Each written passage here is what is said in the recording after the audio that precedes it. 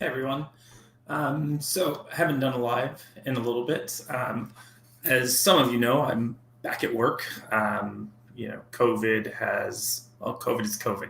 So it's not relented, but fortunately, the film gods have allowed the show that I work on, which is currently S.W.A.T on CBS, for us to start filming. So that being said, I'm out and working.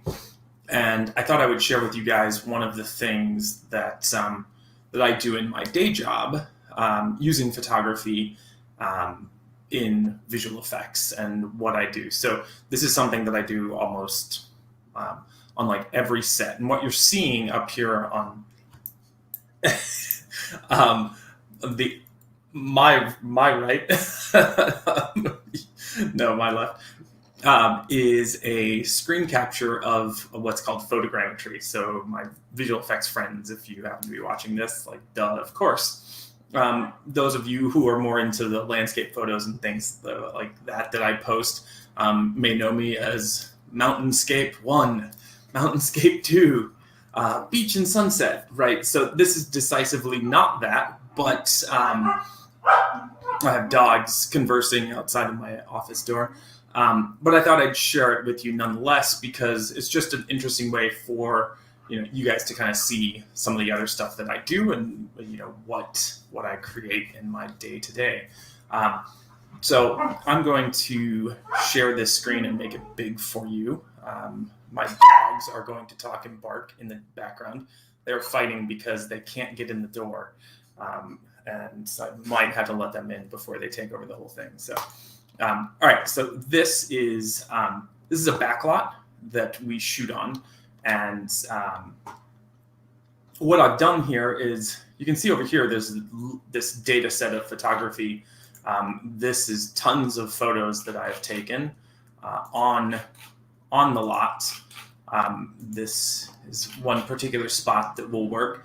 And what I've done here is taking all of these photos, I've actually created a three-dimensional model of this backlot, right, that we can move around in and ultimately create, if we wanted to create more of it, we can create more of the backlot down here or over here per se, or wherever it is that we want to add stuff. And we've got a three-dimensional representation of that. I mean, we can literally walk the streets, and what you're seeing here is like a very, very dense mesh. It was a point cloud. Now it's actually a very high-res mesh representation of this particular backlot. I cannot tell you which backlot. It's not really relevant anyway.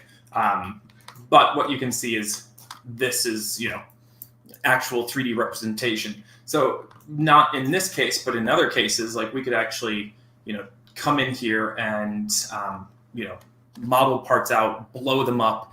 Let's say we wanted a tsunami to come in here and it could come racing through the streets, right? And we would have this, particular street kind of built out already for visual effects to create that environment.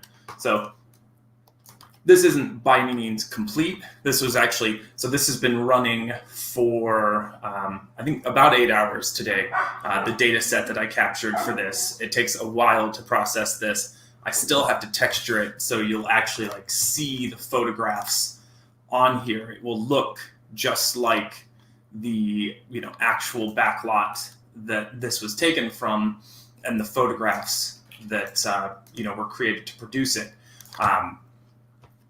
And in that way, again, we can create more. We can blow it up if we wanted, fire to erupt out of one of these buildings. We could do that. We would have the power to do that with this. So just as an example, this is kind of how I use photography daily in a way that, most of you, if you're looking at the landscapes and stuff like that I shoot, wouldn't really, I'm going to make me small, make me a little bit bigger. now I'm bigger. You wouldn't really think of like, the things that I'm doing in the one translating into something like this, but it's actually, direct correlation. And these are really, really fun to do. It's actually probably one of my favorite things to do, simply because having them in visual effects, it allows you a lot more interactivity with the environment and with actors and all sorts of things when we go into like really finesse. I do it for almost every set, every location that we go to, along with like high dynamic range, HDRI spherical domes that we use to light everything, and lots of other reference photography. With this, I also like any one of these. This represents like lots and lots of photos. This is tons of raw photos, right? And that data set, which one sits on my hard drive, takes up a ton of space. So you have to have lots of hard drives. And then also this model, which will ultimately become something which is a little bit more user-friendly for an artist. And I'll hand this off to the other people that end up doing the shots on the show. But they're fun. You can see actually, let's see, each one of these little like pictures, right? Let me make it big because this is kind of fun. You can see each one of these pictures that you'll see like a small little icon. That's a photo that I took. And if I like pan up, you can see how many photos it took for me to get this. And this is even like a higher resolution one. If I was going to do like a real one, I would have brought the drone out. Not to say that this is not a real and not a useful representation, but depending on like the effect and what we're going to do, I'll fly a drone in the space as well and take multiple passes up high as well. And then in which case you'd see lots of photos up in the air as well, floating in the air, which would capture the roofs and all sorts of other like data that this is left out because I'm at ground level. But it's still captured.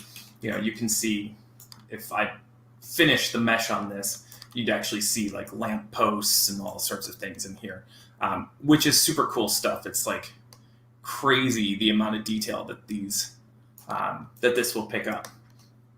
But it gives you an idea, like all of those little icons are photos that are taken to generate this 3D mesh.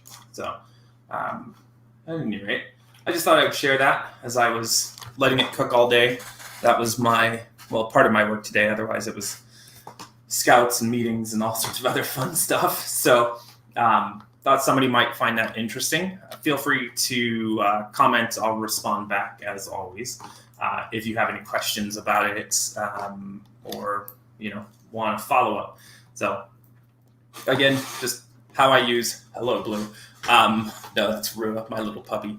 How I use photography in my day job. And yeah, have a good night or morning, depending on wherever you are. All right, later.